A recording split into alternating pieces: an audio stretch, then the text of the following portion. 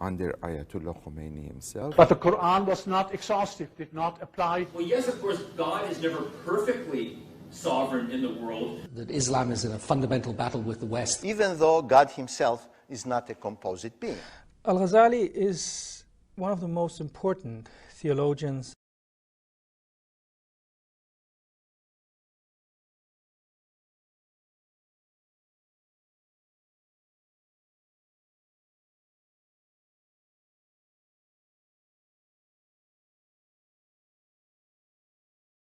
But the Quran was not exhaustive, did not apply to all human situations. Other situations had developed.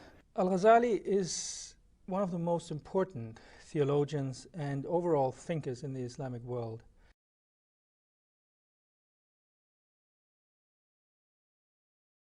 Under Ayatollah Khomeini himself, that he would bring an ideal Islamic society into this world.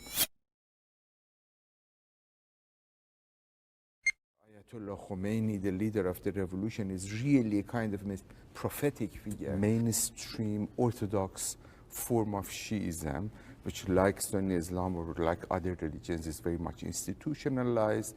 It's based on the power of the clergy.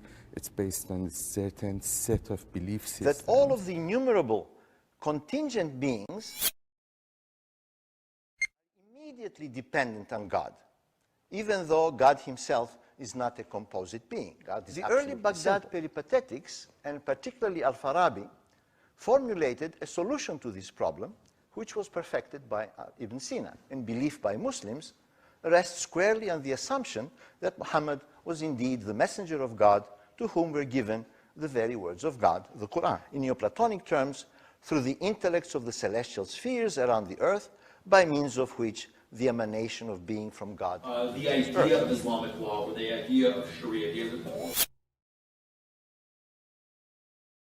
developing set of ideas about what Islamic law is, what it's not, what it can do, and what it can't, that are doing a lot of work here. Well, yes, of course, God is never perfectly sovereign in the world, but Islamic law has always recognized legal pluralism. Most people that study Islamic history would say that Islam does tend, I wouldn't call it the democratic, but I would say to the dispersed and anti-authoritarian wing of the Abrahamic religion.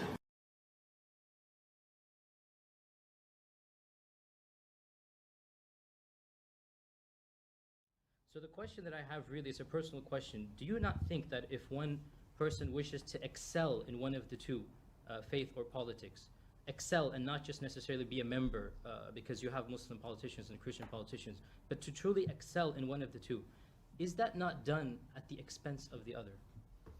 Well, that is a very good question. But I think, no, it's not. You know, for people of religious faith to disdain politics is very often, and I'm going to be quite sort of rough here on the religious side of the, and actually the best religious people, in my view, have a respect for politics because they do actually understand that it's about difficult social, economic, broadly political questions. That Islam is in a fundamental battle with the West that has to be confronted, taken on, defeated and eliminated.